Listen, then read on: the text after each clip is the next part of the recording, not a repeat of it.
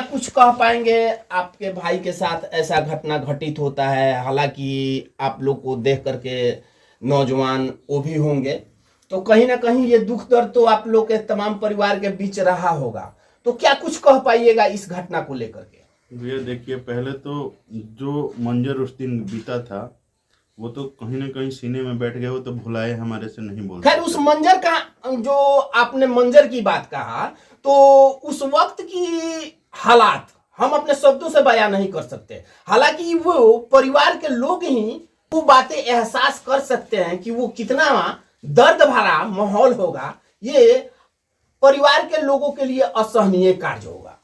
देखिए, हमारा दर्द वही समझ सकता है जो मतलब जो भाई अपने जॉइंट में हो, जो भाइयों से प्यार करता है, वो एक भाई समझ सकता है कि कैसे, मतलब छोटे छोटे थे तो एक साथ खेलना, लड़ना झगड़ना, एक दूसरे से प्यार मोहब्बत की बातें और एक दूसरे का सहयोग देना, साथ देना, वो याद आज आपको खल रहा होगा। बिल्कुल भैया। देखिए, इस एरिया में पूरा पूछिएगा ना तो हमारे जितना 3 भाइयों में प्रेम था उतना कोई किसी में प्रेम नहीं था। हमारे यहाँ पे कोई यार दोस्त नहीं होता था, क्योंकि हम आपसे में जो थे तीनों भाई, मतलब एक तरह से खुल के बातें करते थे, हर चीजें खुल के रखते थे, तो हमारे को कहीं भी यार दोस्त की कमी नहीं खलती थी। कमी नहीं खला करती थी भाई को लेकर के कि भाई मेरे साथ है। बिल्कुल बिल्कुल, हम बिल्कुल कहीं भी जाते थे 3 भाई साथ ही जाते थे, आते थे। हाँ, एक गलती भाई कर चुका था। तो देखिए, अगर कोई बड़ा भाई अपने छोटे भाई से प्रेम रखता होगा ना, वो मेरा दर्द समझ पाएगा कि छोटा भाई थोड़ा बहुत गलती भी कर देना, अगर गलती का वो माफी मांग लेता है तो कहीं ना कहीं बड़ा भाई का दिल पिघल जाएगा।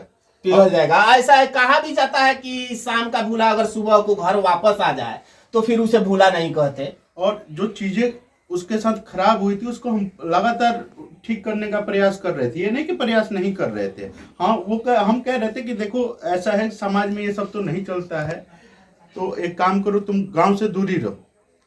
और हम भी गांव में, उसका मन रखने के लिए हम भी गांव में नहीं जाते थे, क्योंकि उसको लगेगा कि भाई मेरे गांव में है और हम बाहर, हम बाहर हैं। हाँ, तो वो सोचिए कि वो कितना प्रेम रहा होगा कि एक भाई का दर्द समझने के लिए हम भी गांव में नहीं जाते थे।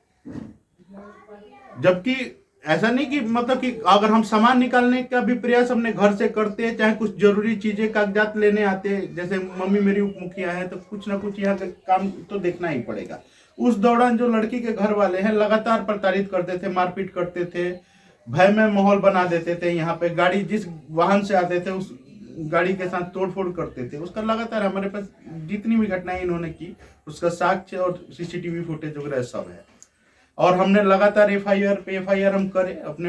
अब कोई भी आएगा तो जब घटना होगी तो किस दर्ज कहीं ना कहीं एफआईआर करना ही और स्थानीय प्रशासन को अवगत कराना ही पड़ेगा। जी, जी, हम लगातार अवगत कराते गए, लेकिन उसके बाद भी कोई कार्रवाई ठोस नहीं हुई। चलिए, जिस तरह से इस परिवार का असहनीय दर्द हमने आप सब तक रखा, तो कहीं ना कहीं एक परिवार से एक नौजवान लड़का जब उस परिवार के समक्ष अगर ऐसी घटना का घटित हो जाना, तो उस परिवार के लिए कितना असहनीय दर्द होगा, ये सिर्फ जिस परिवार में ये घटना घटित होता है उस परिवार के अलावा हालांकि कोई नहीं बता सकता। अच्छा सर, अंत में आप लोग का क्या कुछ स्थानीय प्रशासन से कहना रहेगा और क्या कुछ कहेंगे अंत में? देखिए, प्रशासन उस टाइम बहुत ही ढीला रवैया अपनाया, जिसके बदौलत आज मेरे भाई की हत्या हो गई।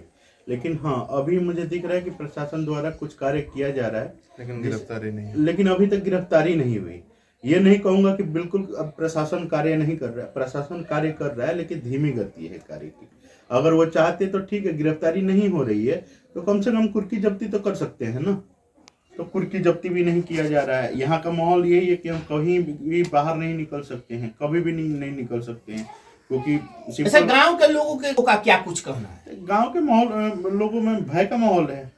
भय का माहौल, बिल्कुल बिल्कुल, लगातार उनको भी डराया धमकाया जा रहा है। बल्कि गांव में ही नहीं, बल्कि बाहर से जो व्यक्ति आ रहे हैं, जैसे आप जैसे लोग आ रहे हैं, तो मतलब कि जिन्होंने उस दिन गोली चलते हुए देखा है, सुना है, वो तो बिल्कुल मतलब कि ये सोचिए कि 10 में से 4 लोग हिम्मत करके आप उस वक्त।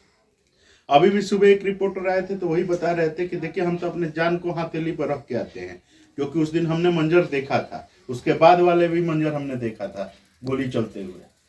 तो हम तो देखिए भैया, हम मतलब जो भी निष्पक्ष रिपोर्टर हैं तो वो आते हैं तो सिंपल सी बात है, उनको दिखता है। चलिए, जिस तरह से तमाम बातें इनके परिवार वालों के द्वारा कहा गया, तो कहीं ना कहीं मैं चाहूंगा स्थानीय प्रशासन से कि पुनः इस पे एक बार संज्ञान लिया जाए और जल्द से जल्द वैसे मुजरिम को कटघरे में डाला जाए, ताकि फिर से ऐसी अंजाम देने से कोई भी मुजरिम डरे और हर जगह एक शांति माहौल बना रहे। फिलहाल इस रिपोर्ट में इतना ही। तमाम खबरों के साथ आप हमारे साथ बने रहे। एम मीडिया बिहार के साथ मैं दिलीप कुमार। जय हिंद, जय भारत।